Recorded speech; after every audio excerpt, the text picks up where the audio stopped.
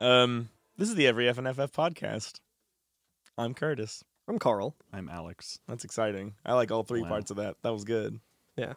And this week we're taking it to weapon, baby. We're talking about weapon. Weapon. We were just about to get down into that crater, and then we were right on the edge. We got sidetracked. What the fuck is that? Yo, let me ask you guys a philosophic question. Is that a word? Yes. Philosophical? Okay. Philosophical. I think it's the philosophy. Who would win in a fight?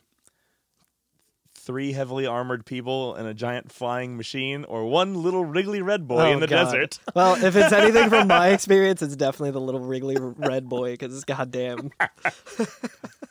Who would win? Too wiggly. It's too wiggly. He's just too wiggly to take. Way too wiggly. All right, so this week we're going to take on the weapons, and we're also going to deal with the ancient forest as well. Yeah. What do we want to do first? What do we want to do second? Meet the weapons. I would say... Or... I'm thinking we could do the first weapon, which is more of kind of like a story one, because then it leads to the ancient forest, and then maybe take a break and then discuss the motherfuckers. You are motherfucker? Yeah, I like that. Hell yeah. All right, let's do it. So, you might notice flying around in the high wind that there's a big... Dragon in the sky. Oh, we already fought him. We know who it is. Yeah. We've seen him before. You remember after we fought him, and you and I were both like, is it Ultima or Ultimate Weapon? Yeah. It is Ultimate Weapon. It is Ultimate Weapon. Yeah. And it's also very not SEO friendly at all, because if you're trying to look up information on it, it's like Ultimate Weapon, Final Fantasy VII. It's like, here's a list of everyone's Ultimate Weapon. Oh, no. And then it's like, not to be confused with Cloud's weapon, Ultima Weapon, which is his ultimate weapon, none which of those are what I want. which you get by defeating the ultimate weapon. the boss ultimate weapon. Yeah. So ultimate magic is another thing too. Ultimate is a magic, which I think Ultimate Weapon uses. I think it can. I'm pretty sure. Dear Lord. Anyway, there's a big strong boy near the lake south of Junon, right? Yeah. That was there already, wasn't it? The crater, I think, yes. So the lake that we first see. Was that crater there? I think so, yeah. Where near Lake Lucretia? It's not the same one. No, already. Oh man. Already. Off to a good start this year. Ultimate weapon. Yeah, good luck. Junon Lake. There we go. Okay, there we go. No, I think it was there. There's that boy. I think it was always there. Okay. But I also could be wrong. Because I also thought it was like, when I saw it, I was like, oh, that's where the waterfall is. Okay. Well, that's not where the waterfall is, though. It's a different crater. No, it's completely different, yeah. Mm-hmm. Anyway, Ultimate Weapon's just kind of chilling. He's just kind of vibing. He's just straight vibing. Like, not hurting anybody. He's fine. Yeah. I feel like he kind of just was like, you know what? He's just looking after the planet. Yeah, he's just like, his shit will take care of itself. It's fine. He's like, we killed that one guy. That was cool. He's dead forever. Right. He did. Some of my friends are dead, but, I'll just hang out here and relax. And in true JRPG fashion, we see a thing on the overworld and are like, that thing needs to die. Yep. I also like the screenshot that I got of... So I took the submarine around to go to the Gelnica because I was doing a little bit of level grinding there to get... Yeah. To morph the things into, like, the different sources to, like, really up my base stats. So I come out of the submarine. So on the overworld, I have the submarine... Cloud, the high wind, my gold chocobo, and in the distance, fucking ultimate weapon. Honestly, yeah. It's like way too much. I'm surprised there weren't like frames dropping or something. That's so awesome. I would like to get like every single. Like, wait a minute! I can tell you right now. That crater was not there. It wasn't? Absolutely was not there. Because you know what was there before? What's the that? forest I found Yuffie in. There was a great big forest there. Oh. Because it's in between Junon and the mine where you go to give that guy Mithril to get Eris's last limit break. It's absolutely not there, because I remember there being a large tract that I would go back and forth on to get her last limit break, and it wasn't there anymore. And no longer, there's just a tiny itty-bitty little patch of forest there instead. That's how I know! Hell yeah. There you go. So that crater was not there originally. Leave us a review if we're wrong. Give us a review if I'm right and you want to support. Hell yeah. Anyway. Support to Curtis. So you can just run the high wind right into that bad boy. Oh yeah. And get cranking. Seems wise. Cranking. It's fight time. And Put your dukes up like Sid did in Medeal. Yeah, right. So not to quote Life Aquatic again, but what is the scientific reason of killing this thing? So there's this one-of-a-kind creature that spreads a planet, and we just, for some reason, just want to kill. We want to kill everything basically in this whole we story. do really kill just We don't take sides. I think the reasoning behind it is just like, I mean, yes, these things are protectors of the planet, and they're protecting the planet, but they also, like, just don't differentiate anything. Like, we've talked about that, like, way too much, I'm sure. But, like, so they're an existential threat to, like, all life on this planet. Yes, right. Because they kind of don't, like, any kind of life, they're just like, nope, we just got to protect the planet, make sure that the planet continues on. Yeah. At least humans. Yeah, I was going to say, I don't know exclusively human life, yeah. They might be vegan. It could have been like this game could have had, like, a Watchmen type ending where just suddenly peace is just... Peace is achieved because of weapon. Yes. There's like a fear of just getting obliterated by So you're saying that Rufus Shinra created the weapon on a secret island and then dropped it onto Midgar just so that we wouldn't fight, we wouldn't have a bunch of nukes go off. Not his weapon. Yes, we run into the weapon, and it was Dr. Manhattan all along. We get a one-time battle arena, I guess? Yeah. This is the first time we've actually fought on the Highwind.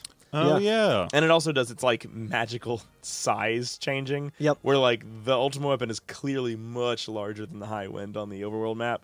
And we run into it, and once again, we're like, oh, we're sized up to him. All right, we're, like, as big as one of his legs. We can take this guy. Yep. He's not that bad. The last time we saw him was in Medeal, remember? Yeah. Right. Yeah. We just give him a good old kicking in the shins. I also, like, ran up to him with the gold chocobo to see if I could, like, initiate the fight that way, which I couldn't, but he's, like, the size of, like, 3 gold chocobos. You run into him on the gold chocobo when you get into the battle. It's like all 3 party members are standing on a giant gold chocobo. Oh my god, that would be amazing. Chocobo take flight. I feel like this battle that's coming up, like, or the multiple battles that we're about to get in, have a lot of, like, unique screens, I feel like. Yeah, because I think there was another one that I saw that was, like, we'll get into it. Yeah. But yeah, this is pretty tight. So Ultimate Weapon is flying alongside the Highwind as it's fighting you. Yeah. And it is long range, so if you don't have long range materia, or you don't have Yuffie or Barrett or somebody like that, then you cannot hit him. Yeah. So unless you hit him with magic, which... Right. Or summons. Yes. Yeah. And I had Yuffie and Cloud with long range, and I had Sid with some magic, so I was fine. I was, like, throwing, like, the contain magic out, and then hitting him with the other 2 characters, and it was no big deal. How did the contain magic work against him? I didn't try contain, because I just got kind of worried about, like, elemental stuff, so I kind of just did physical attacks. It does fine. Yeah.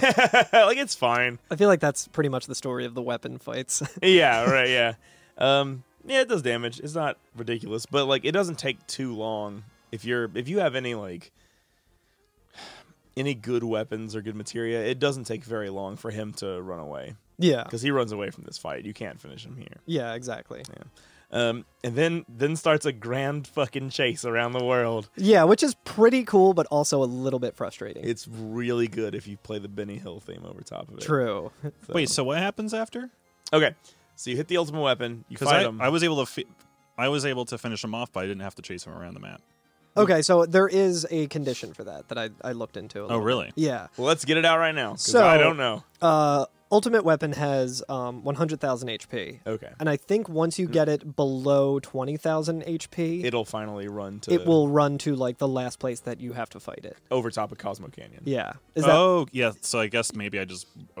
was OP with summons, maybe. Yeah, like if you do like an exploit with like. But you didn't kill it on this fight. You just got him to run right to. That's what I was saying. I didn't have to chase him around. He just immediately went to, I guess, his final destination. Yeah. So what happens after you beat him and he runs away? You get like no experience, no AP, all of that, no gil, and then he's just gone. And then you kind of fly the Highwind around, like looking around. And he's flying through the air. Every now and then you'll just see him flying through the air. And then you have to crash into him or like hit him 3 or 4 times. 3 to like 5 times, I think I counted. And eventually he gets tired of it. And then he just like makes a like straight path to one of the locations that he's going to. So interesting. After the first one, after I crashed into him a couple times, he went right to Midgar. And what I like is after if he goes to a town, he'll like hover above the town and start like charging like a Dragon Ball Z like I love it. And I was like, oh shit. Like it's like Yeah, it looks like he's about to just obliterate Kamehameha the fucking. Yeah, I was like, oh my god. But did you fight him over Midgar, Carl? I think I did. Because there's something, I can't remember all the locations that he went to. He went around to a couple different ones, but there's a battle screen where I actually have him running from this battle, and it looks like there's a reactor in the background. Is that what you're? Is that? I think that's Corel. That might be Corel. Yeah, I think it looks more like Corel. Yeah, that's I think that's the battle screen when you go past the little you're first getting onto the railroad tracks, I believe. Yeah. In Corel. I think that's where that. Oh, okay, yeah. That one, yeah. So I fought him over top of Midgar first. Yeah. And I got the screen where we fought the street sweeper or whatever it was, the steam roller.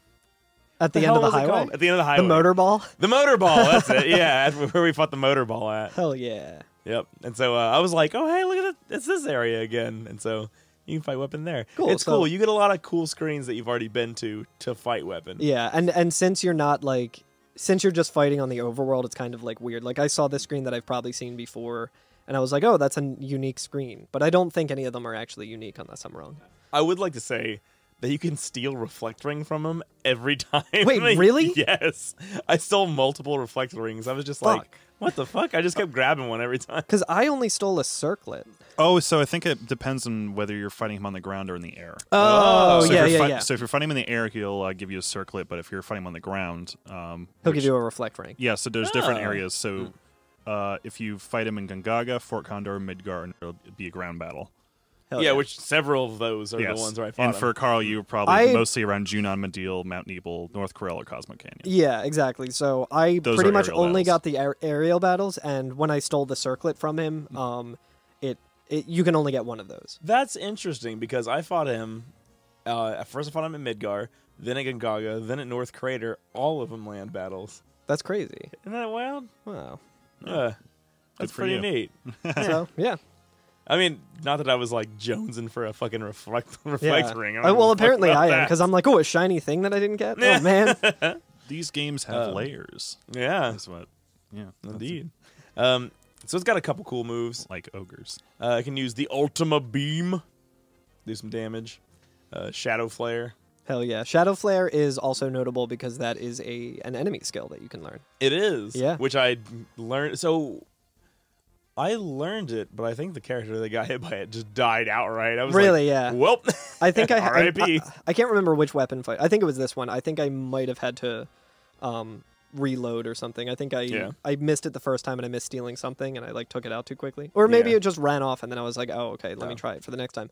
But I think I did have to say okay, Yuffie has the what's it called? The enemy skill materia. That's who I want her to get hit by that. Yes. And I think it's the last attack that it'll use before it. Yeah, so I had to make sure that she had. It did 5,000 damage or you can do almost 5,000 damage to her, and she had slightly more HP than that. So I was like, she's got to be fully healed and deliver the last blow. And I was able to get that, so I was pretty excited. Yeah. So that's kind of the thing about this fight, right? Is that Ultimate Weapon's not that bad as a boss. It feels like it's on par with where we are in the game. You know what I mean? Yeah, absolutely. After fighting Hojo and the enemies in Midgar and everything, this seems like the next logical step in difficulty. So, an interesting fight, a little difficult. There's certain things that if you go in unprepared, you'll probably have to restart and strategize better. It's easier than Demon Wall. It's yeah. But yeah, so like you were saying though, the big thing about it is that when you hit it the last time, when you have depleted its HP to 0, it casts Shadow Flare, which for me was just a one-hit KO. I mean, it did enough damage that I don't even know if I had healed all the way up if I would have survived it. Shadow Flare is an attack that does a lot of non-elemental damage, and it just I'm pretty sure it just ignores everything. I think even if you have a barrier up, I could be wrong about that, but if you have a barrier up and everything, it still just kind of deals the full amount. Yeah, it's rough. It killed Yuffie. When I was fighting them. But, whatever. It's fine. We got plenty of AP coming up. But the place you will defeat it is over top of Cosmo Canyon. Yeah, so it'll even go there. But yeah, look at this. So I got hit. You can see that Yuffie's KO'd. But I learned Shadow Flare, so I guess you don't have to be alive. I think you just have to win the battle. I think, you just have to win it. You don't have to be alive. Yeah, because you can learn, because I remember when I was fighting the Zalem the first time, I learned the enemy skill and then ran and didn't have it. Yeah. So it's something like that. Like, since she was knocked out, like, she didn't get the AP and the EXP. Yeah. But got the enemy skill. Fair enough. That reminds me, while I was running around on my gold chocobo to go from place to place, just run around. Having fun. Yeah. I accidentally ran into the Zalem and got beta. Yeah. Anyway. Oh, hell yeah. Oh, yeah, because it can initiate a battle on the chocobo. You can just... You can just... I didn't know that. Yeah, you can just outrun it. So that's why you, like, quote-unquote, have to have the chocobo in the early game. Also, let's see, this thing drops 3,500 AP. Real quick, sorry. Yes, I checked here. Shadow Flare is reflectable. So okay. So I think we were talking about the one glitch, the infinite loop glitch. You could steal the reflect ring from it and equip it. Oh yeah. Ooh. That final attack though is really cool looking though. It is. It's really cool. It basically whites out, so you can almost it basically looks like a lens flare, but everything turns into like a silhouette with a white background. Yeah, it looks like if you used the magic wand tool in Photoshop and then hit delete to make the background instead of like transparent, it's just white. And then I was gonna say it becomes those like gray checkerboards in Photoshop and it's transparent. Only if it's a PNG. Yeah. Right. And then the lens flares that you're talking about are like gray and black, and it's really yeah. And the nice thing about that is it's the same exact attack. I mean, I think they all are that way, but with the enemy skill, when you use it, you get to use that same exact attack, and it's like and feel real. Cool. I don't know why it's just like everything like the background disappears and turns white. I don't know why that's so fucking cool. It is. I love using that. I think it's just maybe the stark like contrast because there's a lot of attacks in here that are very like flashy and bombastic and like have lots of like spectral effects and stuff. But this is just like black on white with like a few lens flare that's basically negative. And it does so much damage. Yeah, you're just like, it fucks them up. Yeah. Hell yeah. So that is pretty cool. But so it also drops to the fucking ground.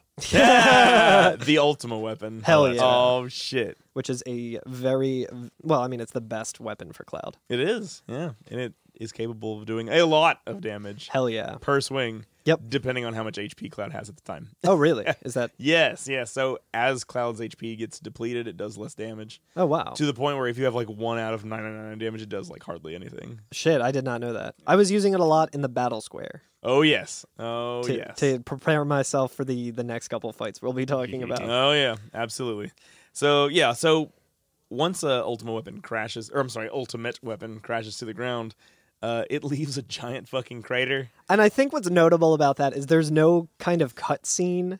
No, yeah.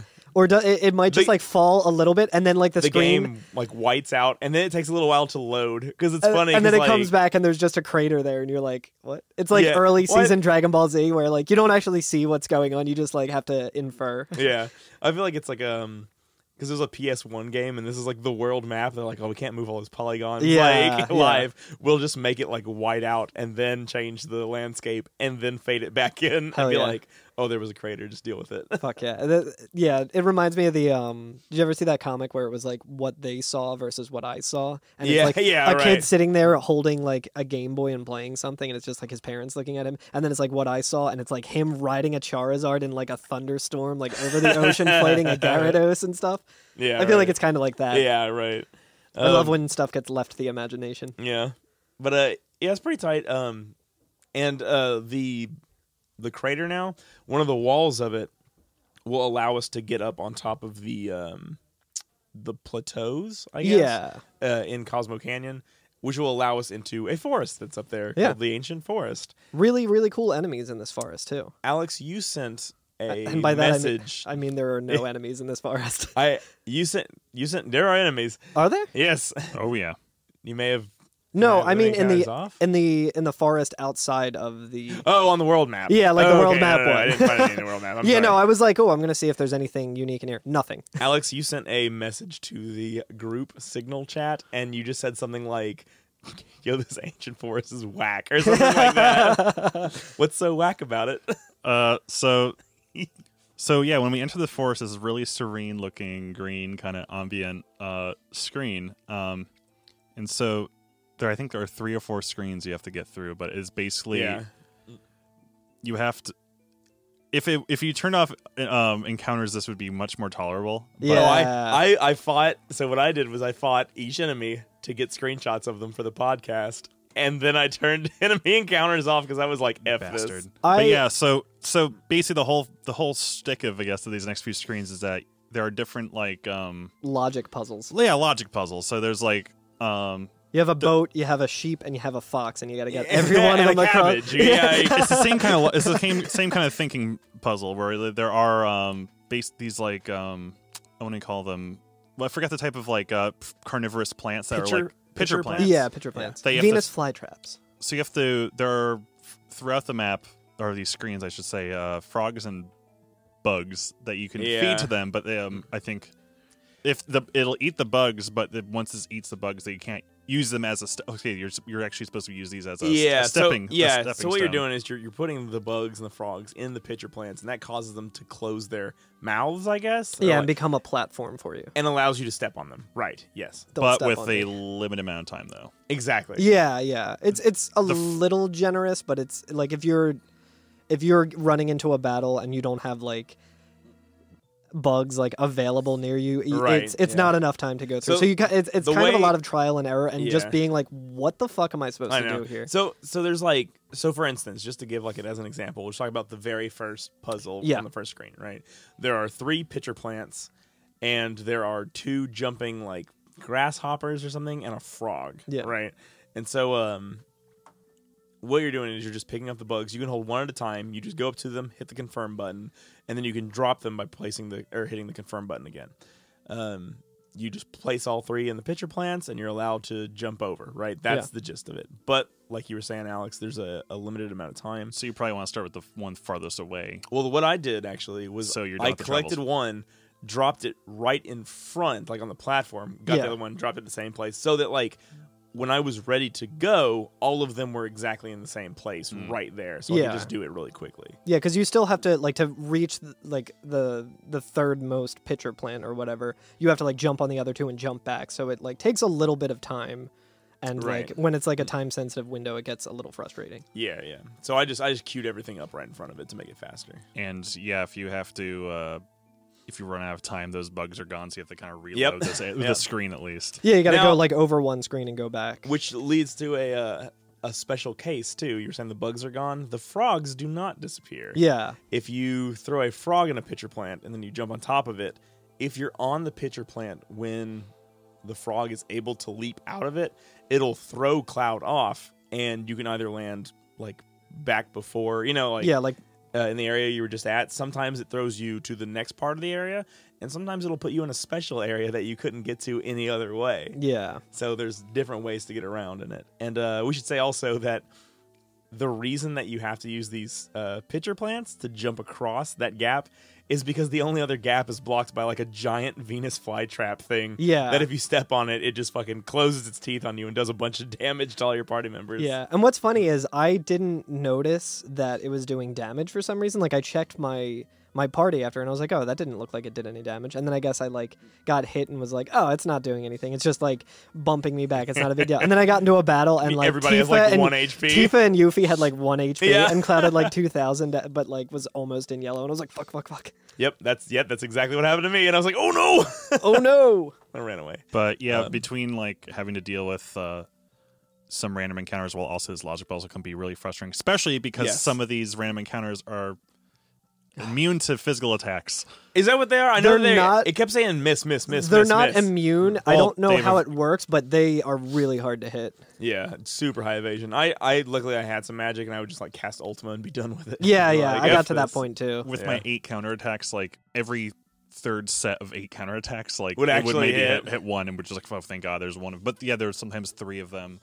And I forgot what they're called, but they look like twigs that are basically dodging your attacks. Rilf sack. Rilf sacks. Yeah. A Rilf. The Rilf. That's Rolf. What's a vegetable that begins with R? Radish. That's a radish I'd love to fuck. It's a Rilf. I don't care for that Rilf one bit. Sack. Rilf sack. A Rilf sack. Oh boy. Ooh. Anyway. Yeah, those things fucking suck. There's an enemy called the Diablo. That's another one of those like dragon frogs that we talked about a long time ago. Yeah. Looks like he has indigestion. Yeah. If they're purple, that's their thing. They're purple. Yep. They're Spyro. And then there's Spyro's dad. Spyro's slightly overweight dad. He's working on it. It's fine. His doctor said he's making good progress. It's a glandular problem. There's also the Epiolnus. Excuse me. Those are the you remember the ostriches? Bird things? Yeah. So ostriches with hands. Yes. They have hands? They got like two large hands. They have like two big mitts in front of them, yeah. I might not have even taken a screenshot of them. I'm like, I've seen these fucking guys before. Oh my god, they have hands. Yeah, it's odd. They have hands. Their hands look like those like weird like bear like slipper like bare feet slippers. Yeah. They do. Yeah. In this area we can get the spring gun clip. Yes. Which is Red 13 weapon. I think it's just like a high level weapon for him. Right. You can also get the Super Shot ST. Yeah. Which is not Vincent's ultimate weapon. It's a high ranking one. But if you haven't used Vincent at all the whole game, it's pretty good. It's a pretty damn good weapon. Yeah. Oh, yeah. Just because of the way that Vincent's ultimate weapon works. Yeah. Yeah, so like I said, that's the essential oils of this area, right? There's also gross vines that are stretchy rubber band tongue things. Yeah, they're like what are those things in Half-Life? Oh yeah, the weird ceiling like barnacles that grab your neck or whatever. I forgot what those are called. Yeah. So yeah, there's plants that have like these long. I mean, I think they're based on a real plant, right? They have like a long tongue thing sticking down, and it's like the bleeding hearts from Coraline. Hold on. God, I knew that searching tongue flower was gonna just yield fucking horror. Is it a flower? They're a thing that like they're in caves, aren't they? And like they have like little drippy mucus that goes down, and they catch bugs that fly toward them. Like fly paper? Maybe. Anyway, it doesn't matter. If anyone listening is a botanist, we are in critical need for some help. Hold on. This must be a crypto botanist. The flypaper plant, a native of Mexico, is literally like a living flypaper. That's tricky compound. So I was thinking that would kind of lead to something, but anyway. Yeah, so there's a dangly gonad. Yeah, if you're still listening to this, it's been like 10 minutes. But I'm sure for you it's been like none minutes because Alex is good at editing. Basically, there are hanging vines that when you grab them, they're tongue-like, and when you grab them, they recoil, like they kind of like try to jerk away from you. They're like the sticky hands you get at the grocery store. they kind of are. Out of the American Gachipan. And when they recoil, you use the force of them recoiling to throw yourself to the next area or to another one or whatever. Thankfully, you don't have to do any swinging puzzle like when we were trying to get up onto the upper plate. No, yeah. Although one of these there would have helped, but yeah. So you're just doing these little pitcher plant puzzles. Like weird logic puzzle. Like frog needs to go here, fly needs to go here. Fly is consumable, frog is not. Yeah, there's an area where you need another frog, but you can hear croaking in a tree, so you can bring a bug to that tree, and the frog will jump down and eat it. And eat the fly, and then you have the frog. And exactly. So there's a couple of weird again it's bearable and it's kind of fun if you have the ability to turn off encounters. If you don't, it kind of really sucks. Oh my god, yeah. You can kind of lose track of what you're doing because you're trying to keep like, okay, I have to do X so I can do Y and so I can do Z, but you're also getting just like completely bombarded with these fucking little plant things that are just like sentient leaves that you like will dodge every one of your attacks. Yeah, like, fuck, like a cactuar. Yeah. So this area is kind of rough. I need a switch. It's interesting because like it's not. God, it's not even I would call it like hyper difficult. It's a different kind of difficulty. Yeah, it's like a frustrating difficulty where like things don't just like hit you and do all of your HP. Although they do hit like a fucking truck in here. Yeah, but most Zelda games don't have you like constantly encountering enemies while you're doing puzzles. Yeah, right. Exactly. It's always one or the other, usually. Yeah. Or you clear out areas so you can just focus on the puzzle. But this is just you're getting completely just ramshackled with which leaves. Like thank goodness there's only like 3 or 4 screens. Yeah, like, if it was any more than that, it would be like it's already a little much. But it's some of it. Like I was like, once I realized all of the enemies that I was running into were just like, there was going to be nothing else, I was like, okay, encounters are going off because I don't care. Right. And then it was like kind of fun, but again, like that's not what's fun about this game. Yeah. The final screen is the most tricky because you have to do some kind of backtracking to get a frog. Yeah. There's a you can run up in the canopy. There's like a durian-looking thing that you have to feed to like I think it's Venus like a flytrap. wasp nest. I think. Oh yeah, you feed. So you have to like somehow feed it to one of the ground. So the way it's like a bear trap. Almost yeah. So the way that you feed it to those Venus flytraps is you just get close enough and then hit confirm, and you'll be able to throw it in there.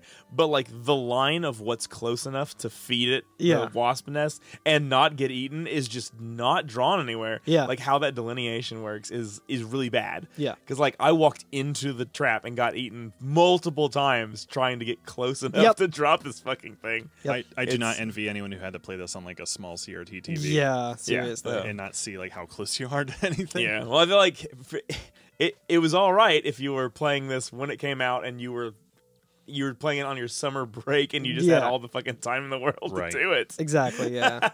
It was all right then, but so it's a little bit rough. But I will say this: a redeeming part of this little area is the music here is really, really good. Oh yeah, there it is. Yeah. Oh yeah. Very. It's the Search for the Man in Black music. Yeah. We first heard it in the mines, I think. Yeah. The mithril mines, or the Cool. materia mines. It's a good little. I wouldn't. Yeah, bop. Yeah. It's nice to hear this one again. It's like the aquatic ambience of Final Fantasy VII. Yeah. It's like the what's the name of the one like labyrinth in Final Fantasy VIII, the Tomb of the Unknown King. Yeah. Where it has that one. It's like a less good version of that song. Yeah, right. That's Nobuo really brought it to the next level for the next game. Yeah. With a similar tone. So I'll tell you what though, there's some good items. Yeah. There's going back to that like hornet nest thing. Yes. The reason you want to do that is because you get a really good support materia there. The first bear trap / Venus flytrap has a materia under it. I didn't take a screenshot of it. A yellow materia under it. That is the /all. Oh, yo, absolutely. Yeah. /all. I did get it. I just didn't take a screenshot of it. Yeah. /all rules. So yeah, basically that just turns your attack into an all attack. Yep. So instead of just hitting one enemy, it hits all of them. It has a very weird level up. Does like it? A very weird second because doesn't it turn to Flash? Flash. What the fuck is Flash? I forget. Flash is instant KO to everything. And it has a pretty good chance of working on everybody, but not 100%. That's the thing. And you get rid of /all if you level up. Yeah, so you with don't get to /all, once you level up the materia, /all is removed, and now your attack is just now called Flash. And we should say that this replaces attack. Like, you don't have the option to just choose attack once you've equipped this material. Yeah, it's the same kind of mechanically speaking as steel and mug. Like once you level up steel to mug, you no longer have steel. You only have mug, and then you need to master the materia or get another version of that materia to use that if you want, which is a little frustrating. Right. Even if you have like a master command or something like that. That's a good question. Master command, I'm not sure, but it does get rid of it if you just have the materia equipped normally. Right. Yeah. I will say, throw doesn't, which is interesting. If you level up throw, you can use throw and coin. Throw and coin are in the same slot on the command, but they just switch every 1 second. It just goes to the other one. That's weird. It's a weird way to solve that, but hey, it works. It works. Yeah. I wonder if they like put that in at the end of the game and they're like, "Oh, cool, we should do that with all the other ones that are similar to this." And they're like, we'll do that on Monday." Then everyone comes into work hungover, and then the guy fucks up how blind works. And no one magic defense doesn't. No work one anymore. notices, and they're like, "Whatever, fuck it." Sorry, go ahead. I was about to say another thing we can get on one of the vines brings us up to an upper layer where we can find our last summon. Typhoon. Yeah. Or is it Typhon? I think it's Typhon when you pick it up, but I think in the actual summon list it's Typhoon. Yeah. I'm pretty sure. Did you know that the character Typhoon is a recurring character? Yes, I did. I knew that because I was looking up what it did. Oh, okay. Because another interesting thing about Typhon... I didn't actually summon it. I summoned it against one of the weapon fights, and I will say that I think it was Ruby Weapon that I summoned it against, and it absorbed the attack. So... Hell yeah. I don't know what kind of damage it does. What does it look like? It's like the big, like weird, like blobby kind of guy. Yeah, like, the big cloud sort of, guy. yeah, like a cloud, kind of like froggish looking. And when we say cloud, we mean like the condensation of material. Not again. Oh no. He's a froggy boy. Yeah, like a demon, an imp, a Jersey devil, if you will. Oh. Yeah, so that's our last summon. We got them all, everybody. Weird thing about Typhoon or whatever. You're typhoning it in now. Typhodius. No, weird thing about it that Typhon, Typhoth. It's not contained in a on the overworld map. It's not contained in a red materia. Oh yeah. It's in a bag. I'm pretty sure. Yeah, there's a couple of those going on here. Yeah, so I'm actually looking at the received Typhon material, which I think is just them misspelling it in this unique dialogue box. But it's not a materia icon that we've all come to know and love. Yeah. It is just like one of the bag items, like the white bag items. Going on when we get into North Cave, there's a couple items that are just not the item they look like on the overworld. Yeah, it's very weird. But yeah, so we get our last summon. We're done. Got all the summons. We also can get another Minerva band. Yes, here. That's true. Again, that one's also in a bag, but I don't think that's that weird because I think armor usually is in the bag. Also, by the way, I'm going through my screenshots. I did grab Slash All. I just got it on the way out. I just forgot about it. Don't forget your Slash All. Yeah. It's like my receipt. How do you get on the way out? Hey, do you want your Slash All? It's like you walk out and you're like, shit, I left my wallet in there. Gotta run back in. How do you get on the way out? Oh, I actually had to go back through because I know that when you do the little cave here, we'll talk about it in a second. Yeah. So, oh no, it is Typhon in the. That's so weird. In the item? So it's in both. So all I'm the way looking to at my screenshot now. That's so weird. All the way to the right is a cave. That's where we're trying to get to. Like once you complete all the puzzles, it gives you access to this cave. Yeah, and walk inside, and you get a great weapon. Yes. Yes. Called the Apocalypse. Fuck yeah. Which is kind of dope because I guess like Cloud's third to last weapon is the Ragnarok. Yeah. And the Apocalypse. So they're all like thematically appropriate. Yeah. World ending. Yeah. And I guess even like Ultima, if it's ultimate, it's like the end of a line or a series, right? Yes. The Pan Ultimate is his next one. Yeah. Pan Ultima. Penultima? Penultima. Is it Pan? Is it Pen? It's probably Pen. I don't know. Anyway, yeah, so this weapon rules because it is our second and only other weapon with triple materia growth. Fuck yeah, triple materia. Hell yes. And Scimitar for Sid has 2 materia slots. This has 3. Yeah. So like you can get not a ton of materia to put on there, but it'll help a lot if you're trying to level materia. Yeah, and I mean, in some of the fights that we have coming up, you can get a shit ton of AP. Oh so boy! If you have triple on, then that's a lot. It's difficult to do it with triple on, but my god, man, goodness, it is. Yeah. So there's also an elixir. Yeah, which doesn't matter because we have W item. Yeah, don't need it. Don't need it. And then once you exit that cave, it does. I think it's what you were saying, Alex. It throws you back out to the world map. Yeah, so you would have to go back through, I think, to get. And I went back into the first room because I was like, "Oh, I didn't get everything," and right there was Slash All, and I was like, "Ah, there we go." Grabbed it and then ran out. Hell yeah. So nice. Yeah. Did anyone else have trouble like figuring out how to get across the little basin to get into the cave? It took me a couple of.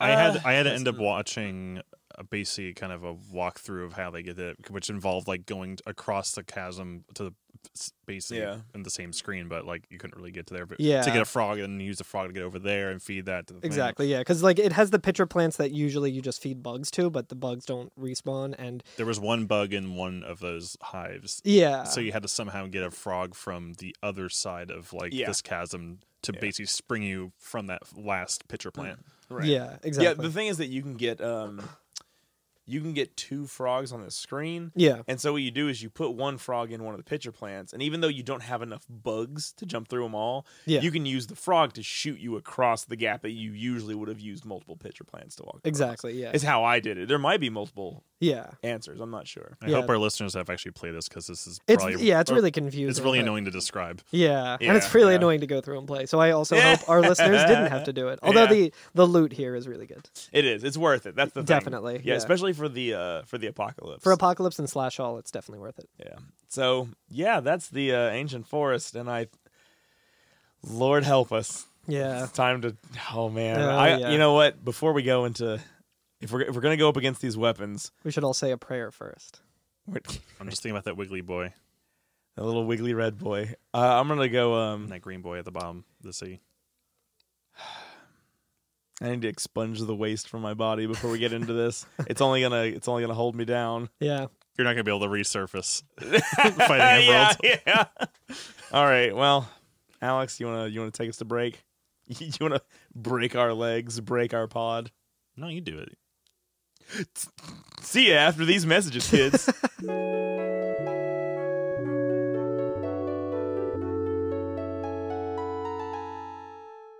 Carl, congratulations on beating Ruby Weapon during the bathroom break. Thank you. It definitely happened. Yeah. I definitely didn't lose again.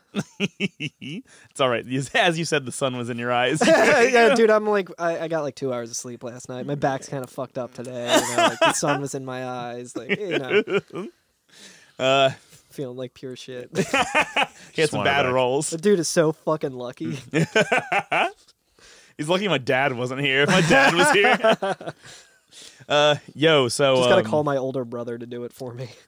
We can go fight Ruby and Emerald right now. Yeah. Emerald right now. You can do it whenever you want. However, I want to take a quick aside before we go to do that and say now would be a good time to go get W Summon and Omni Slash. That would be a very good time to get W Summon and Omni Slash. So I went ahead and did that instead. Like so did I. Yeah, so I didn't go right to Ruby after getting through the Ancient Forest. I was like, all right, Battle Square time. Let's get W Summon. Oh, you're going to go to the Battle Square for those? Yes. I got a question for you, Curtis. What do you got? How many Battle Square cycles did it take you to get? Not too many. Yep. Most of them I got over 10,000 points with. Although I sent one to the chat where I had Lucky 7, no penalty, Lucky 7, no penalty, Lucky 7, no penalty, time damage or something like that. Yeah. And then cure, cure, cure.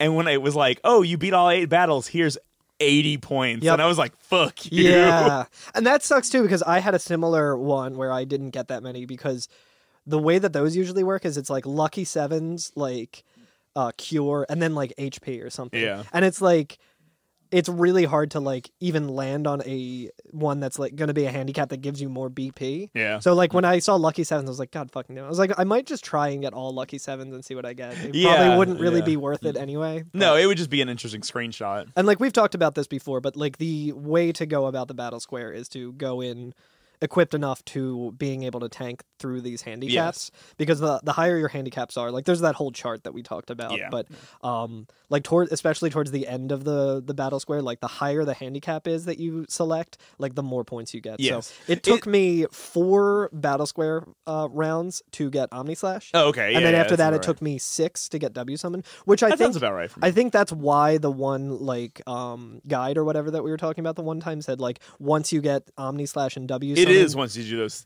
like then you can get the other thing. But I think it doesn't have to be. I think it's only after you beat 10 cycles of it. But it's like it just so happens that if you're using like that, oh really, the strat that you would use, it's going to be around 10 times. Fair enough. So yes, and then you can unlock Dio's private selection. Yeah, which is really fun. His top shelf, and fight Proud Claude at the end. Yeah, which you know what, I actually don't mind doing the more difficult one, because there's no chance of running into the motherfucking ghost ship as your 8th fight, and then it just uses Gonai and just throws you out of the battle, and you get nothing. Oh my god! See, it does that little toss thing where it just ejects you. That's fucking bullshit. I know. Because every time I got to the ghost ship, I was pretty much just in a position where I could like attack right away and like do 9999. Oh, and, I would always I would run into it, get the ghost ship, and I go no, and he would just use Gonai, and I'd be done. Who pilots the Proud Claude? Who Proud Claude's the Proud Claudes? I was going to say who like Claude's is the Claudeman. Anyway, Ipsos. Yeah, whatever. So... All right, so there's multiple ways to take out Ruby. So we have a whole half of a podcast to talk about these weapons. We're gonna get and there's a lot. The AI scripts on these weapons are gnarly. Yeah, so where most enemies in the game are, they pretty much are doing their own thing, and it's up to you to figure out how to take care of them. Yeah. The weapons are kind of like really annoying Twitter users in that they are very reactionary. Depending on what you use on them and how you go about it, they do change their tactics to try to be more difficult for you. Yeah. First of all, Ruby, if you roll in with a full party, is like, nah, we're not playing that You're like, game. yeah, you don't do shit. And it just ejects party members until there's one left. Yeah, it ejects party members until there's one left, and it also takes, like, no damage. Yeah. Or I'm at, like, level 80 right now, because before this, on top of doing the Battle Square stuff to get Omni Slash, to get W Summon, and also to get Final Attack, which is the materia that you get after you go through Dio's, like, special his real thing. Kush stuff, Yeah. like his real, yeah. the good. Once you, like, on top of doing that, I also went and went into the North Crater for a little while and just went to, like, there's a swamp area in there that's really good for level grinding and even better for AP grinding. There's something that will give 1,000 AP at each fight, and it's really easy to take down. So I did that. I leveled up a bunch of stuff. I was at, like, level 81. I insisted on not doing that stuff before. Good. No, that's good. Sorry, go ahead. No, absolutely. But like, with that, like, these are definitely, like, I feel like this is a very resource management heavy sort of. These battles are almost more like puzzles. Yeah. Like, they're kind of like, how can you put together a set of materia to be able to withstand this? Yeah. And they're barrages, man. They fuck you up. They are pretty merciless. So let's say, before we get into the meat and potatoes of Ruby. So like we were saying, we're preparing by going and getting W Summon. We're preparing by leveling up some materia. We're getting ready for all the cheese strats. Yeah. Which I wouldn't even call cheese strats because these fuckers have, like... Well, like I said, they're almost like puzzles, so I feel like the cheese strats are like almost the right way to do it. Yeah. But once we're ready, Ruby is in the gold saucer desert. Yeah. Right around Old Corral, right around the prison. Right. So when you're flying the high wind over it, you can see this like little like red worm. It just looks like a little worm. It's like boop. It's very small. It's like the smallest of all the sprites on the overworld map. And I was just like, yo, I'm about to ram this high wind down this thing's throat. Yeah. And so you fly up to it. And as soon as you get close enough, dude, it pops out of the ground, and Ruby is gigantic. It knocks you back a little bit, and then there's like an Entero bang, and then it just rises up, and it makes a really cool fucking noise that I think is unique to this weapon. It may be. It does make a crazy, it's like, real scream. Cool sounding. And then you just are thrown into the battle. Yeah, and it's cool. I really like the battle, too, because, like, you're just out in the open fucking desert. Yeah. And very Dragon Ball Z. Yeah. And Ruby is gigantic. He's a lot bigger than Ultima Weapon. Yeah, and a lot cooler looking. Oh, absolutely. In my opinion. Like, he's got, like, very, like, dangly arms and, like, spindly kind of finger tentacle things. Yeah, he has, like, 3 big tentacles on each hand. Yeah. On the end of his, his like long ass arms go all the way to the ground. Yeah. And his head is like a long, like a worm or a snake, maybe, right? I know I use this a lot and have said that I use this a lot, but this is like an Evangelion looking fucking thing. Like it looks like I forget the name of the like Eva units or whatever that come in at the end of the show. Yeah. Or like end of Evangelion, like the white ones that like attack Asuka. Yeah. And stuff. But it's very similar to that, I feel like the head is very like it's sort of like xenomorph as well. Like xenomorph is a good way to but it's all red as well. It looks like the Pokemon legendary from Ruby. From Ruby version. Rayquaza? Oh yeah, Rayquaza, I think. No, that's the green one. Yeah, that is the green one, but Garuda. Groudon. God damn it. But from Ruby get ready version. for our Pokemon. I was gonna say it kind of looks like a Rayquaza Groudon hybrid. Right. Anyway, the colorization in the head shape is very Groudon. Yes. So yeah, once we get into it, like we were saying, it ejects party members. It just will not stand for multiple party members. So the first, it's called like whirl sand or something that it uses, and it creates like a little like whirlpool in the desert that just sucks one of your. It flushes your party member away. Yeah, like a toilet, sandy toilet. So yes, that's how it'll start out. So I feel like the first aspect of this puzzle is figuring out, do we do it with one person? Do we do it with a team? How do we do this? And you can prevent Ruby from ejecting party members by only having one non-KO'd party member going into the fight. Yep. And I think most of the things I've read online suggest that's how you do it. You kill off 2 members, and then you roll into it. I went into this blind. At first, like I knew I was like, okay, these things have a lot of HP. I remember beating it before, but I didn't remember the strategy that I used before. So I was like, you know what? I'm going to try and just go in blind, see what I can do, adjust my strategy as I come out and kind of tackle this like without like looking anything up. Yeah. And I went in and was instantly like casting Ultima. Like I had like it set up. Like when I was in the battle square, I had Cloud with like anytime he countered, he would counter with like 2x hit, and then he would also counter with magic counter. Yeah. And cast Ultima. So like he was like ready to like get hit and then dish out stuff in return. Yeah. And he did nothing. And then I think I even summoned Knight of the Round, and it started and every single hit was like 0, 0, yeah, 0. And I just like closed the game and like started over. I was like, oh man, we're not doing So that's the thing. So Ruby has like 2 modes, right? If you go in with only one party member, or after he has ejected 2 of the party members, he'll go into like a fight mode where he takes his arms, jams them into the ground, and then like I guess the tentacles extend through the ground and pop up behind you. Yeah. And so there's actually 3 targets on the yeah, and you're kind of in that like pincer. From both sides. Yeah, the both sides. Yeah, you're pinned attack. in. Yeah. So like the ones in the back can back attack you. Yeah, and then So- they turn you away from Ruby weapon when you get hit. And then he can back attack And then he you. can, so they can do double damage. Usually with those tentacles, they don't do too much damage. It's kind of just to like It's a get trick you to looking get- the other way. exactly. And also they like, I think they drain HP from you and give back to Ruby weapon. Yeah. And also their attack can drain MP and Yes. give it Correct. to Ruby. Yeah. So there's a lot going on in this fight. Yeah. Like there's a lot. Like going just on. right out the gate too. It's just like fuck. Yeah, I know. Like I these know. things are called super bosses for I a know. reason. It's like you get over one hurdle, and then there's just another hurdle sitting there, and then another one. Yeah. When did it start to use world sand for you? So I knew about it beforehand, so I just killed off 2 of my party members, and he never used it. yeah, so he I think I was reading somewhere that he will not use it when he's in that like attack mode that Curtis was talking about with the tentacles behind you. He will use it after his 25th or 32nd attack.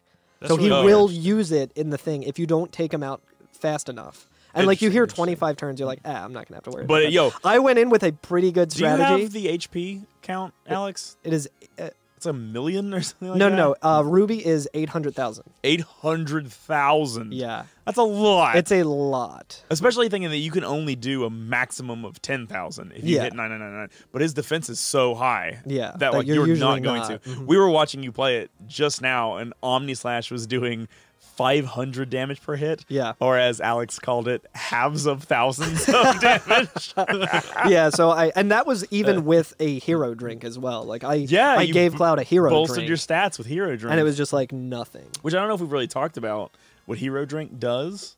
I don't think we did. Oh yeah, so hero drink's an item that I think there's like 3 of them in the game in like chests Until I you think. get W item. Exactly. But it ups all your stats Yeah. in battle, so it kind of like gives you a little level up. Yeah, it's like a buff that only works for that battle or for a Right. specific time window in the Right. battle. And these are the battles to use them on if you're gonna, roll with them. I meant to look this up earlier, but I'm going to look it up now. I'm wondering if you can morph anything into a hero drink. I was asking about Whirl Sand because I just found out because I was on Steam version. He can just use Whirl Sand on the first move. No, Oh yeah. what a jerk. Even Yeah. even with like the strategy that Curtis and I are talking Right. about, I saw Yeah. that as well. Yeah, the Steam version kind of just I was like, gives nope. no fucks. Yeah, They so, really make you earn that trophy. Yeah.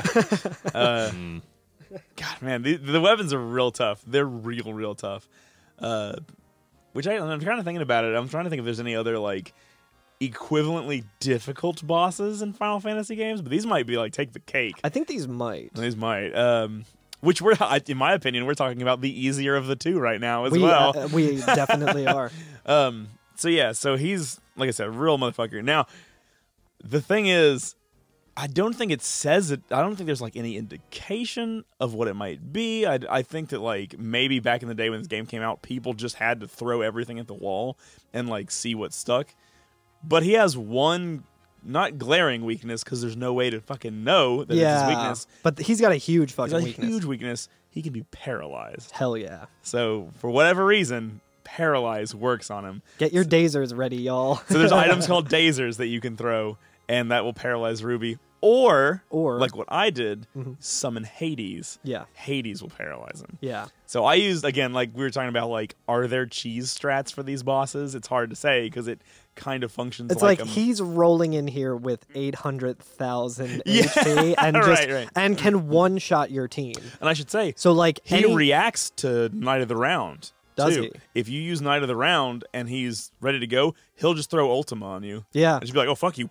Yeah. Like, and Ultima has, where my party is leveled right now, has completely taken out my entire party. Yeah. I also have Final Attack that I got from doing the Battle Square, like the hard Battle Square, and have that tied with Phoenix. The only problem is I don't have it leveled up at all. So you can only do it once. I did that after like doing the AP grind, so I can only do it once. So like as soon as that happened, Yuffie would just cast Phoenix, revive all of my characters, give him like 100 health because he absorbs the Phoenix attack, and then we would all be back and ready to keep going. So the strategy that I was trying to use is just having two characters use Mime over and over again, and having Cloud use W Summon Knight of the Round. Okay. So then every time... So Cloud would use W Summon Knight of the Round. It would go through that long-ass animation of doing... I think it did like 5,500 damage each hit. Yeah. He would do that twice. So that's like 26 hits. Then I would have like Tifa use Mime, do that again for like similar damage, and then Yuffie do the other one. And I was trying to just get into like an endless cycle with that, but the problem is he doesn't stay paralyzed for long. Yes, and correct. Also I had like the fail safes of like, oh, okay, well, if Cloud gets hit, then he does like an attack and he throws what's it called? He throws Ultima as well. Right. So then it's like if that happens, then oh shit, like now I'm doing fucked. That as the Mime thing, which does not do nearly as much. Yeah, that's right. Because if you've done something else in the interim between casting Knight of the Round, you'll start to mime that instead. Yep, exactly. And that can be items or anything. And this is a fight where you're going to be using a lot of items. You're going to be using, like, I just have been throwing down like mega elixirs the whole time. I saw you throwing Dazers at him to paralyze him and try to keep him down and such or whatever. Yeah. So I went ahead and used the strat that I've used since I was younger to beat it or whatever. I guess the God Gamer strat. This is the cheese or whatever, right? But so Hades for paralyzing, right? Because if he's paralyzed, he can't react to Knight of the Round. Right. So instead, what I do is I use W Summon to summon twice. Yeah. And I summon Hades and then Knight of the Round, right? Yeah. So the Hades paralyzes him, the Knight of the Round hits him and does a lot of damage, and he doesn't retaliate with Ultima because he's paralyzed. Yeah.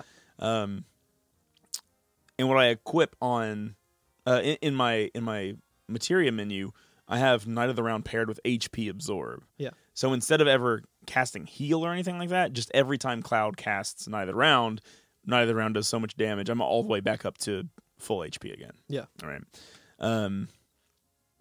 So that's like the crux of it is that. And then you use Mime so you don't constantly have to use like 400 MP or whatever every single cast. Exactly, yeah. And then you're kind of just in a loop then. You could just kind of keep him paralyzed and keep casting Knight of the Round. You kind of just stun lock him until he's dead. Yeah. Which is honestly what you should be trying to do anyway, because like I highly recommend it for anybody. Especially if like you're only just trying to beat it for the sake of beating it, because like we said, like yes, it's a quote unquote cheese strat, but like this thing is so difficult that it's like this is a strategy that works. Like you can also try and come up with your own strategies, but like for my purposes, I'm like, okay, this is like a thing where I'll keep a save file before it, and then if I want to try coming up with other strategies, because like that's part of the fun of this battle, like it's worth like, oh, let me try this or let me try that. But it's like, if you just want to take this down and get like what it drops and everything, like this is the strategy to use. Absolutely.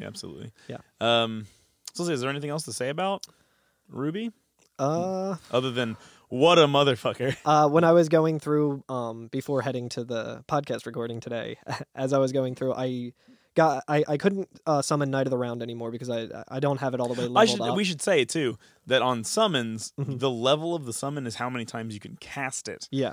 So if you drop Mime at any point and you have to recast, you better make sure you have enough levels on your summon to actually recast it, or else you could just be done. Which I fucked up multiple times on Emerald Weapon, where I would like throw an elixir and then go, oh no, Mime is now miming the elixir and I don't have another Knight of the Round to go. Yep.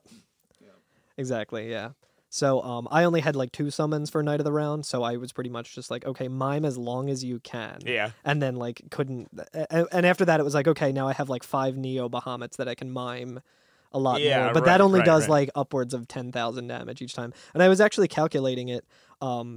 With the damage that I was outputting, I would have to hit 12 Knight of the Round summons to take down Ruby Weapon, and I got at most 6. Have we counted how long Knight of the Round the summon is? I have not like counted a minute and a half, 2 minutes. I've been watching it on 3 times speed, which brings me up to the thing. After I dropped mime for Knight of the Round, I was using Bahamut Zero. Yeah, and I was going through that and just miming that, and it was going fine. And then one of the hits like attacked Ruby Weapon, and it like got stuck on the animation of like the flare, like just blaring out what's it called, Ruby Weapon, and then my game just went in like that weird like soft lock loop where it's like playing the song over and over again. It's happened a couple of times on the Switch, and I was just like, God damn it.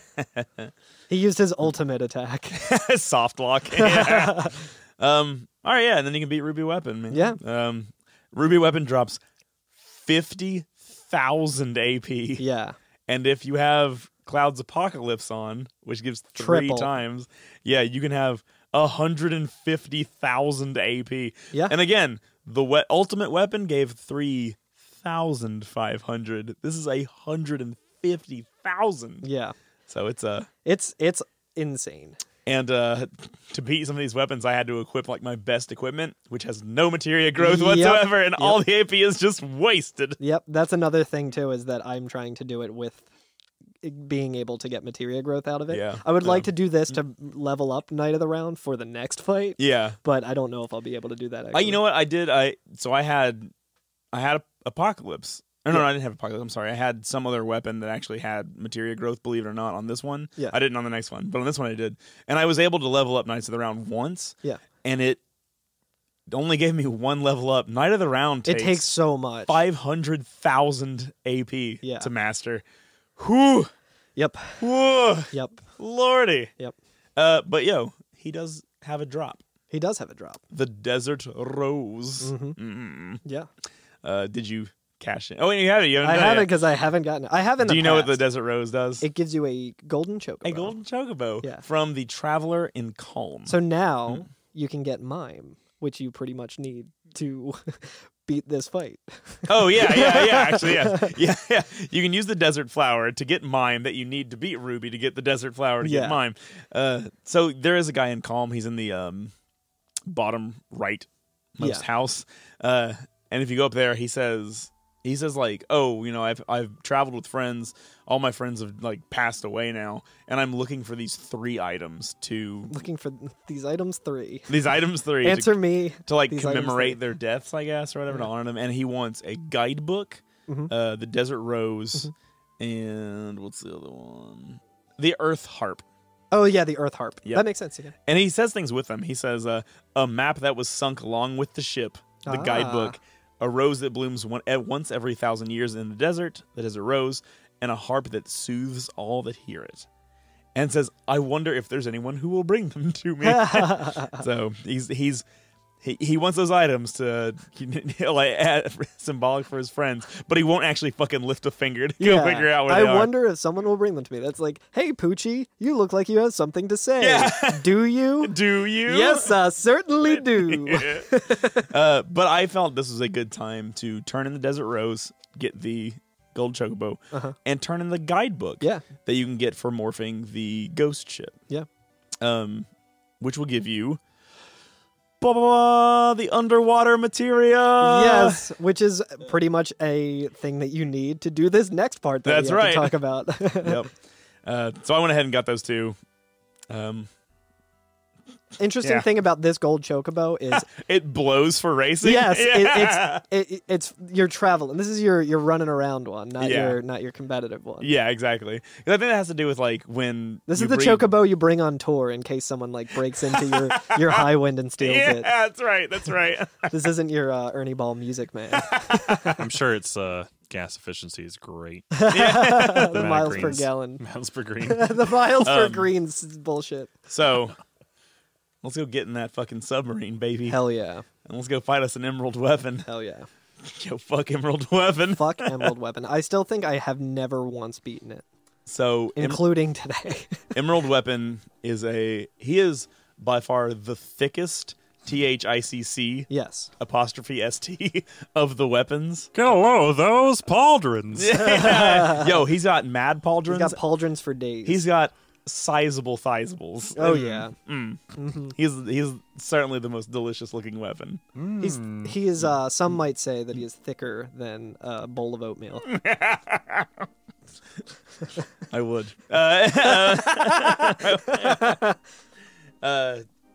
Yeah, man, he's a great big weapon. He's as tall, at least, as Ruby weapon. Yeah. Just absolutely towering.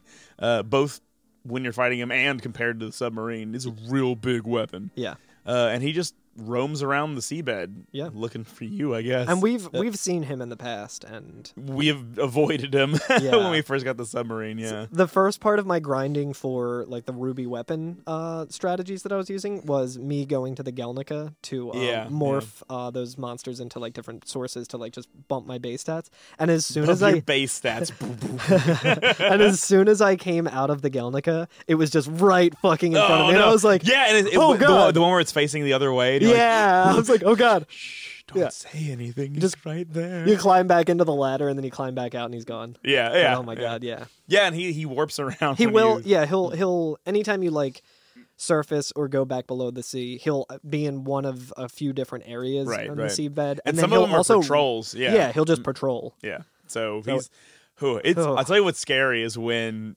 you're turning the camera to look for something and you see him just rolling up on you and you're like, no! It's like when you see a creeper in Minecraft. You just built a nice house and you just say, fuck! Yeah, that's exactly right. Okay, so if Ruby was an asshole, this fucking sucks. Yeah.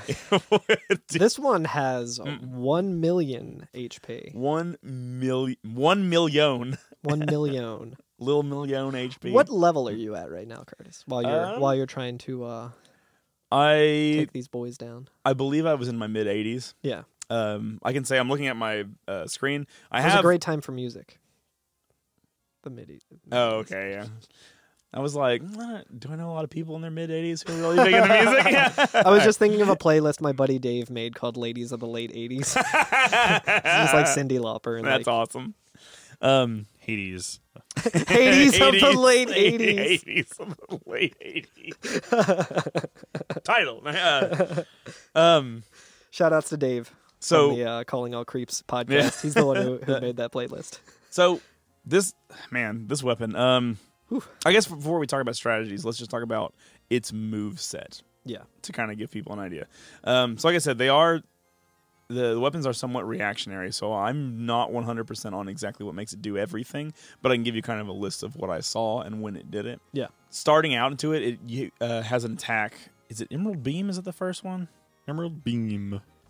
Okay, it has an unnamed beam that it'll shoot at you and do a fucking ass load of damage. And like I would like to say, I have my Cloud's HP on my screen right now is 9999 max HP, and will almost one hit him. Like that's how much damage Emerald can roll out. It's wild.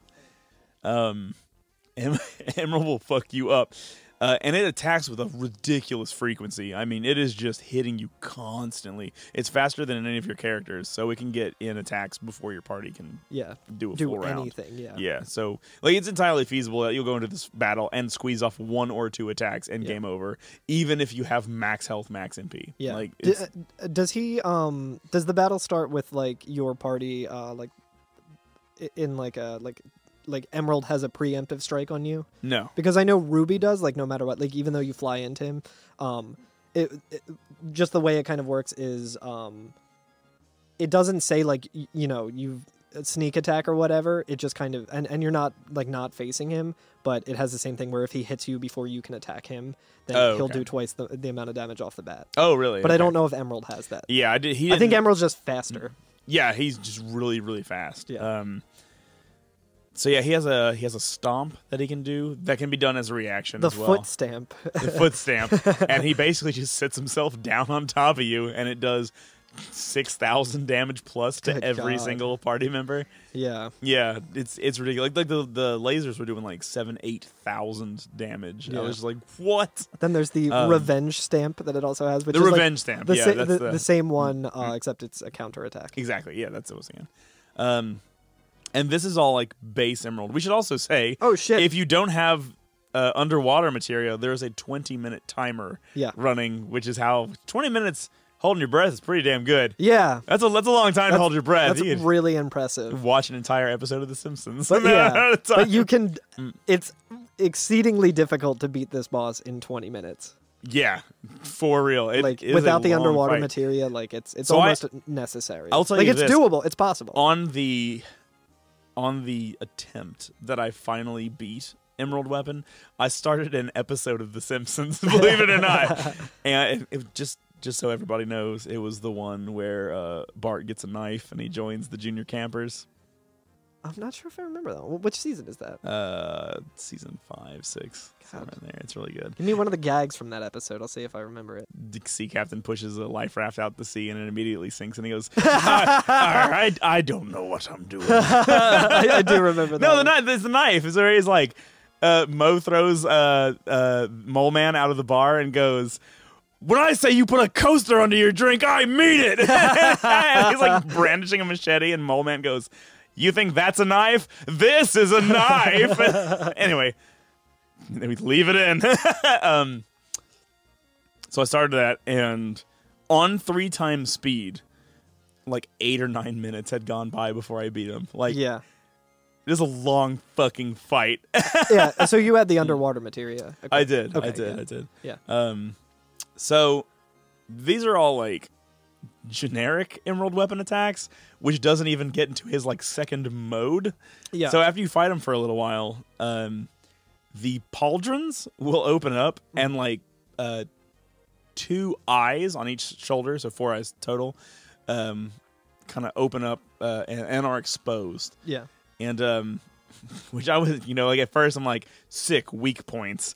But indeed they are just more fucking cannons that get more attacks. And interesting thing about these are non-interruptible with the exception of limit breaks. Yeah. So like as soon as one of them fires, all of them will get their shot. Like that's it, they just will. There's no like okay, well the one on the far left's firing, I'm going to fight the one on the far right. Maybe I'll kill the one on the far right. It doesn't matter. If they've started firing, all of them get their shot. Yeah. Is this the one that also, in addition to limit breaks, like not getting like retaliation, is that also Bahamut? Because I'm seeing here that in one of the phases, if you hit Emerald's main body with a limit break or Bahamut, it won't retaliate. But really? Anything else, it will. Oh, okay. Yeah. All right. So the 2 eyes in the middle, the yellow ones, do MP damage, and they do like 300, 400 MP damage, which if you don't have MP plus is enough to just take you to no MP. Right, it'll just completely drain it. Nothing, you can't summon anymore. You're done. Yeah. And the fucking blue ones again, which just attack, and they attack with such a frequency. Yeah. I mean, like once 2 of your characters have moved, the rotation will begin again. And this is in addition to Emerald's main body attacking as well. But they do 4,000. I think for me they were doing like 3,500 damage per shot. Like, Jesus Christ. Hopefully they don't attack the same person. Hopefully, fingers crossed. Yeah. Because if they do, you're done. Like, yep.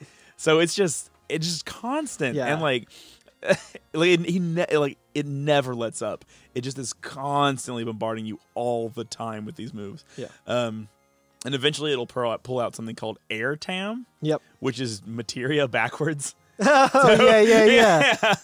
Fuck, I always forget that. Yeah, it's just materia spelled backwards. That's so fucking funny. Which is the key to how that move works as well. Really? Yeah. Because like it's like upper half of its body separates from its lower half, and the pauldrons do like a laser shower on top of you when it floats over top of you. And then it connects back to its lower half. And it's not like you get to just not have to deal with the lower half after that. It comes back together. Yep.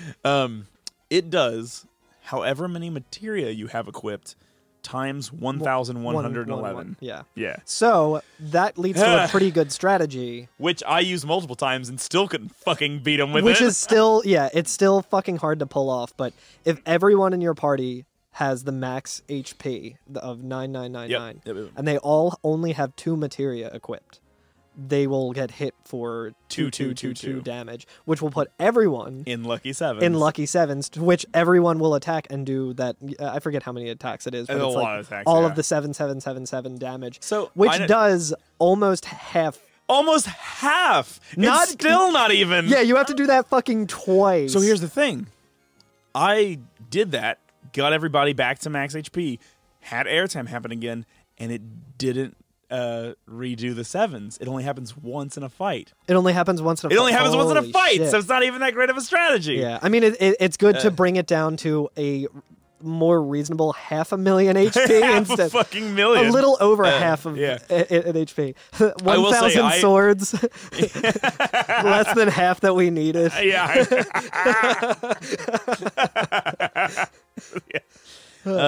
Man, like, Jesus.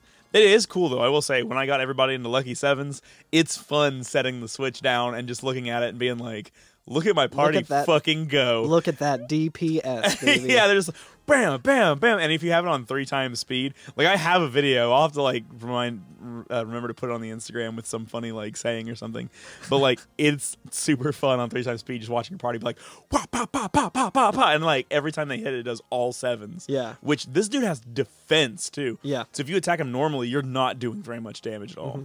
I think that's Ruby as well, because I Yeah. mean, we were talking about my Omni Slash not doing anything. Right. Halves of thousands of damage. I did see something in the strategy that if you use like Mind Source and a Guard Source and like use it to like just max out your characters, like it renders some of Emerald's attacks like more or less useless. Yeah, so here's the interesting thing about Emerald.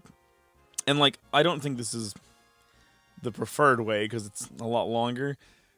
You can technically grind up to the point where you can handle Emerald. Whereas like Ruby, I think you have to like strategize with Ruby. I think you have to at the very least like utilize the paralyzing stuff. Exactly. But like theoretically, through farming sources and stuff like that and leveling up to max level and having the best equipment in the game, you could take Emerald on in a like fair-esque fight. Yeah. And if you use W item to manipulate or to what's the word I want? Duplicate. To duplicate. My eyes glossed over. I was like, oh my god, what word is he looking for? Quick, I gotta get to Yahoo Answers. If you use it to duplicate Mega Elixirs and Elixirs, makes it much more doable. More doable because I was doing that with Ruby and just kind of constantly throwing Mega Elixirs, but it's still like that doesn't like make the fight any like necessary. Like it makes it easier, but it's still not easy. Yeah. Well, one thing that you can do is because we were talking about mime, well, actually mime items as well. Yeah. You could have someone use 1 Mega Elixir and then constantly mime it while you're waiting for your limit breaks to go off. Then use a limit break, throw 1 more Mega Elixir, and keep miming it. Yeah. Your fight will be like 2 hours long this way, but like you can do it. And you won't be able to hold your breath that long. But. Yeah, right. Yeah. But what's funny is like it is doable that way, and limit breaks build pretty fast because of how much damage. And how often he's attacking. So that's a way to do it. You can do it that way. Yeah. I did basically the same thing as I did with Ruby, where I just put. I had a level 2 Knights of the Round, so I was able to W summon it. So just a Knight of the Round and then another Knight of the Round with HP Absorb. And I just had Cloud to where he was just fast enough to just keep spamming it constantly. Yeah. And what was funny is like I had tried to do that and still lost. Yeah. Because in the amount of time it takes Cloud to get ready to do Mime again, when Emerald has the Pauldrons open, he can hit Cloud multiple times for 3,000 damage, and then Emerald can do his Stomp move, and it does over 10,000 damage, those things combined, so you still don't have enough space to be able to do it. Yeah, this is like where it becomes like resource management, like right. where you're just like, okay, well, I only have 2 Knights of the Rounds that I can use, so my options are to either like continually mime it or grind to get more. Now, this is a little bit out of order, kind of like you were saying, going to the North Crater to grind. Yeah. You can get the counter materia in the North Crater. Yeah, it's a hidden materia too. Right. And it's in a like glowing pond, which we'll talk about more in depth when we go through the crater. But you can use that to cause Cloud to summon knights. So one way is if you're going ahead and going to the North Crater and then going to come back and fight Emerald, you can get counter, put that with knights. Does that use it as I'm sorry, put it with mime. Yeah. My mistake. And then Cloud will just mime every time he's hit. So he takes one hit and then just W summons Knight of the Round again because it's the last attack that he did. Yeah. And so you never have the opportunity to go all the way down. You never have the opportunity to take 10,000 damage because you're always ready. What's funny, though, is when he uses Air Tam or whatever, because you have so many things set up, it does almost all of your fucking HP every time. You get right down to it. Yeah. But you can beat him that way. But I did beat him without the counter materia because I wanted to do it beforehand, so I didn't. So we could have this podcast. Yeah, really. There's no reason for you as a player to do it. Right. Like, there's no reason for you to be like, oh, I'm not going to do it. You know, I'm not going to go to North Crater until I beat these weapons. Like, go to North Crater. Yeah. Get the counter materia. Get the counter magic materia. Yeah. So I think, and we were talking about this, I believe, before the podcast, where... like I didn't get, like, obviously I didn't beat Ruby, which means like I pretty much didn't get to Emerald either because Emerald's the harder one. Yeah. And that's not to say like, oh, I didn't do my homework, which I didn't do my homework technically, but like I fought Ruby a bunch of times. I looked up the strategies and everything. And also like I spent more time this week preparing for like an episode than I have on, I think, any other episode. Yeah. I spent a lot of time grinding. I spent like at least an hour and a half in like the Gelnica, like getting the sources. I spent like an hour like getting like W summon and all of that, and like a bunch of I spent so much time in the crater just getting up like as much material. Yeah, getting ready to do this. And then I was like, oh shit, like I just need to do this. And then here's my reasoning for why, like, and like you were saying, where like the listener shouldn't put themselves through all of this of trying to strategize and figure stuff out and like follow a strategy and see what works for them.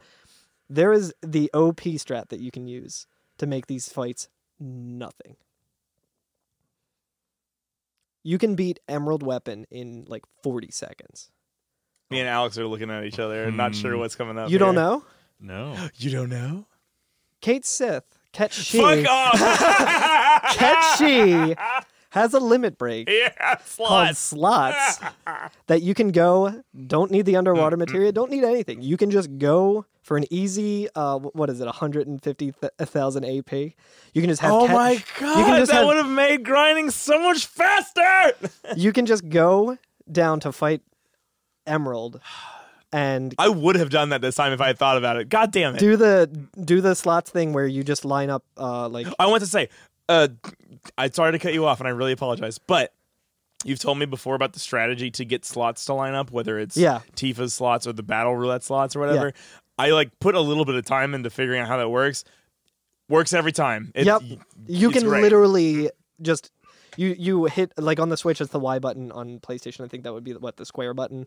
You just like lower the screen. The slot is still going, but you can go like almost like frame by frame of what. There's every time you press Y, it like cancels out of the slot, but it leaves it where it was. It shows you your stats, so it's to be like, oh, I need this overlapping window taken away. You just hold that button, and the slots don't advance while you're holding Y. You can tap it, and this is what I do in the battle square, just to make sure that I get the like best handicap that's for that situation to give me the most amount of like GP. You just keep doing that, and you can just line up Ketchi's face in the slots and get the game over limit break. Here it is. Alex is putting on the video that we're looking at on... So the timer is now at 19 minutes and 31 seconds. Ketchi just casted it. One hit. Done. Fucking dead. Owned. So... Ketchi's the best party member. Debate is over. He's come back. Has to keep his fucking mouth shut. Yeah, I know. So this is also something that's like, I think... has changed a lot of the routing in the speed run because there's I know a that category. Some people say slots, no slots categories. There's right? there's a category called no slots because like with this, like all of like it kind of makes the game not fun. Like all of this stuff, like we could have like this whole like last hour that we've been talking about these weapon fights. Like we could just be like, yeah, you just go there, you use Ketchi's limit break, and you're done. And you're done, yeah. And like that's I mean like that's a good thing to be like if you're trying to get those trophies, fucking do it. Yeah, I was gonna say like this time I would have because the thing is like we said like. They're almost like puzzles anyway, where the game is trying to get you to really fucking exercise your mind to figure out how to put a team together to handle it. And one way that I didn't even think of doing it is bringing fucking Ketchi in to do slots. One hit. We didn't even think about it, right? Yeah. So as far as I'm concerned, legit strategy for these weapons. And that's the thing too. It's like people always get hung up about like, oh, that's a cheese strat or whatever and stuff, and it's like it's really not. Like, I wonder whatever. Like you know what I didn't look. I'm bad podcast host here. I should have looked this up. I wonder if there's an intentioned way to do it. Like when the developers created this game, were they like, here's how you're supposed to beat it? I haven't seen anything like that. I think it's honestly just like the JRPGs do this a lot where there's an optional boss. JRPD is like the Japanese role police department. Oh shit, they're here. Yeah. No, but like JRPGs do this a lot where they'll have an optional like boss battle, like in Golden Sun, which we'll probably talk about at some point, maybe in the future. We'll probably talk about it for a good minute or two every episode for the rest of our time. But I'll make a supercut and that'll be its own. Yeah, it'll be its own season that you have to pay $300 to hear in sequence.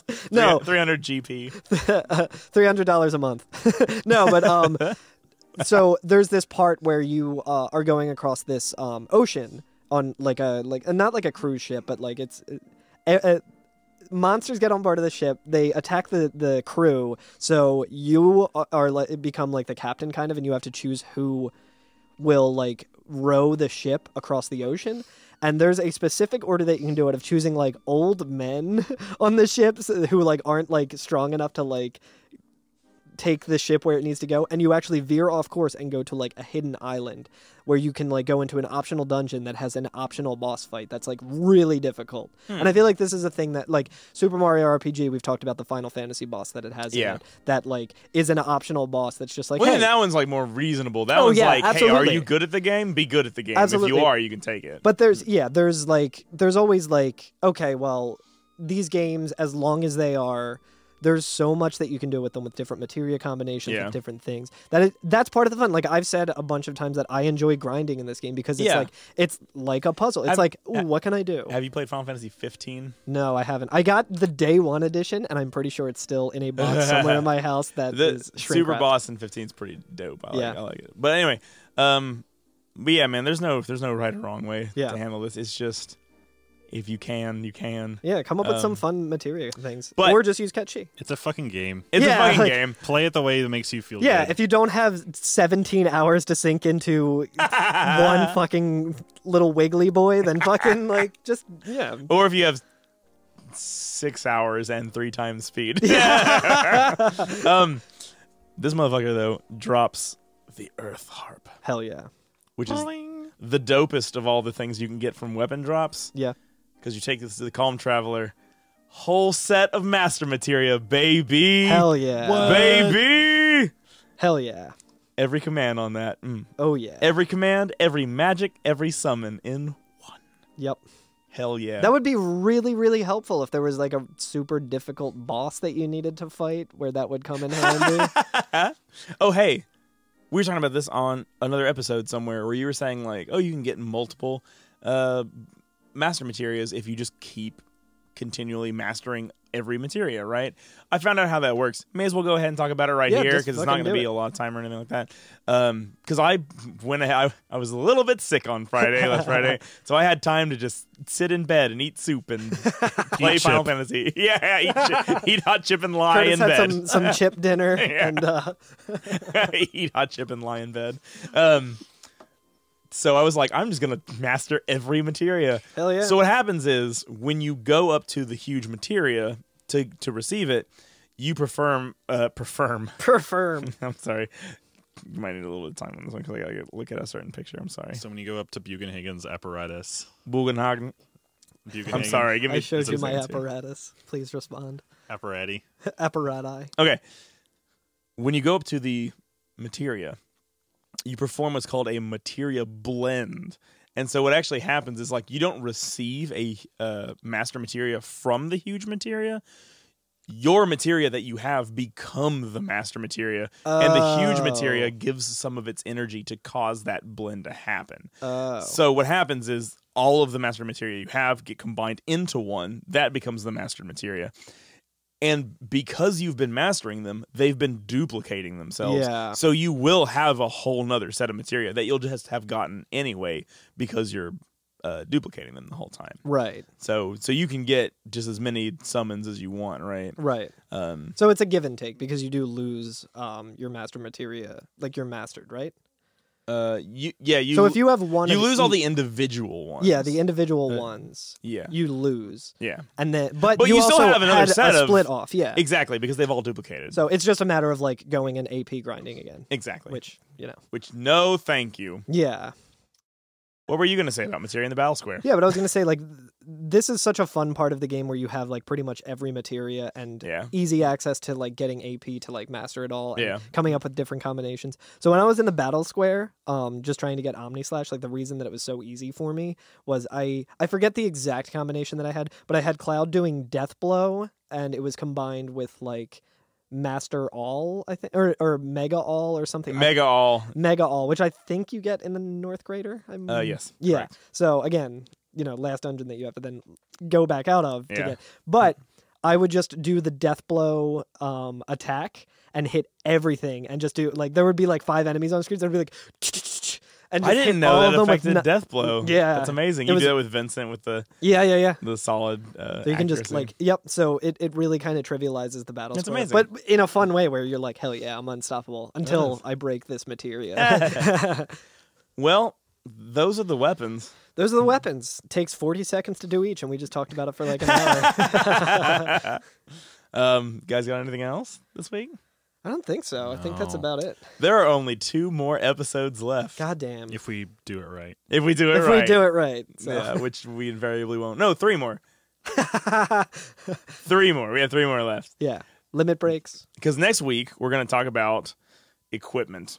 We're going to talk about all the limit breaks. Oh, yeah. We're going to talk about all the ultimate equipment, which we've gotten a lot of it on the way. Yeah. But we've kind of veered away from the particulars of how they all work. It's going to be a bit of a roundup and kind of like a, Yeah. This is very much more a roundup. Concise. Yeah, this episode and the next episode are very much going to be like, let's just get everything side out of the way before we go to the North Crater, and North Crater is going to be the end of the game. That's that's the last dungeon in the game. We're going to wrap up everything else on the outside first. Yeah. So we're going to talk about ultimate weapons. But not ultimate weapon. Oh, goddamn. Good lord. Final weapons. Final weapons. The most powerful weapons. Yeah. Shit. Final weapon is like it ends up in Dirge of Cerberus. It's just like final weapon. Yeah. Like, God damn it. Fuck. Cloud. Yeah. The cloud in the sky. Yeah, right. But not cloud in the sky. Yeah, like a cloud. A cloud in the sky. You just have to say it capitalized. Yeah, how do I pronounce capitals? Yeah. Frankfurt, Harrisburg. Actually, Harrisburg's not our capital, is it? No, it is. It is it? Okay, I don't know. I'm pretty sure. Whatever. Anyway, that was going to be a good joke where I just rattle off a bunch of state capitals, but I could only think of 2. Montpelier. Montpelier. Albany. Yeah, there you go. So we're talking about that. We're going to talk about all the limit breaks that we haven't gotten yet, and kind of I'd like to go over kind of what happens in some of the limit breaks. Yeah, some of them are agree. badass. Yeah. And then we're going to talk about himbos. Himbos. Oh, yeah. Zach. Zach Fair, baby. We're going to be talking about Zach. The story of Zach. Bringing it all back. Zach. They're bringing it all back. And actually, you know what? In doing so, we'll also be talking about Vincent. Yeah. So we could either lump Vincent into final limit breaks or himbos. He kind of like he transcends himbology. Himbology. I believe it's pronounced himbolism. You have to be pretty smart to interpret the himbolism in these messages. Himbolism.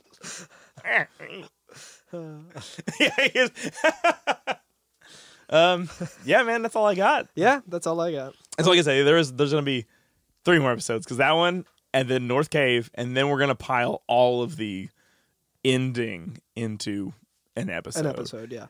And then maybe we'll do a wrap up on that one, or maybe we'll do the wrap up as like an extra episode or something later. Who knows? Yeah. Cool. Is there like a better word for weapon armaments? The final armaments? Munitions. Munitions. Weapons. Is there like the wepmost? The wetmost. Hot, wet. I wish I would have described. The wep-offs. Yeah, I wish I would have described Emerald Weapon as the wettest of all the weapons. It's super thick and extremely wet. Wet pawn. Wet pawn. Wet pawn. I don't know if we can recover from that. I love big, thick, wet weapons. Big, thick, wet weapons. BBW.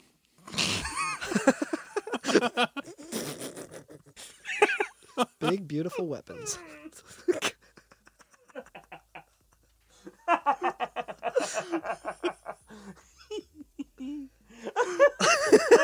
doing it again. I'm sorry. Oh my god! I know! It gets better the more you think about it. I know!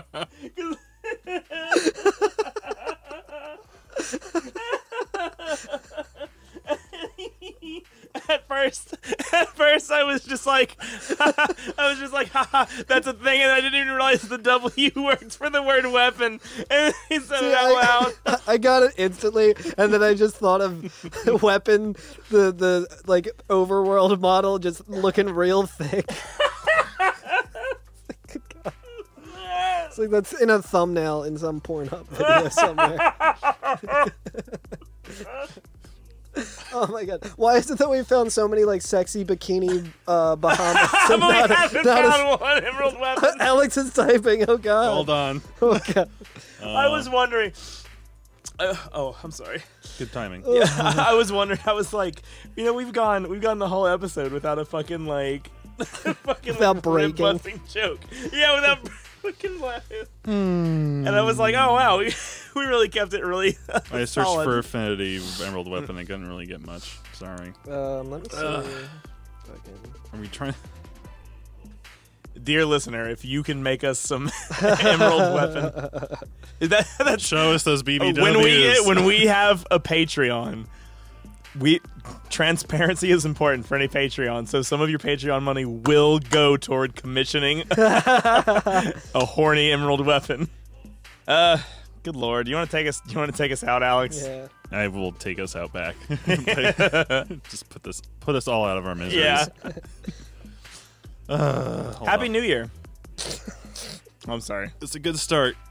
Theme music is a remix by DJ Cutman. Feature music by Nubo Uematsu. Was that correct? Sure. Close enough for Final Fantasies. Feature music by Al Fantasy. Leave us a review on iTunes. Tell us your favorite weapon, favorite cheats, cheeses, and all those that you pleases. Reminder to future Curtis. Next time we talk about a cheese strat, also talk about cheeses, the foods. It's a good joke. I'm sending into the future. Strats. Okay. Ooh. Like a guitar. Yeah, cheese strats. This is our notes to the future that you're listening to as well, listener.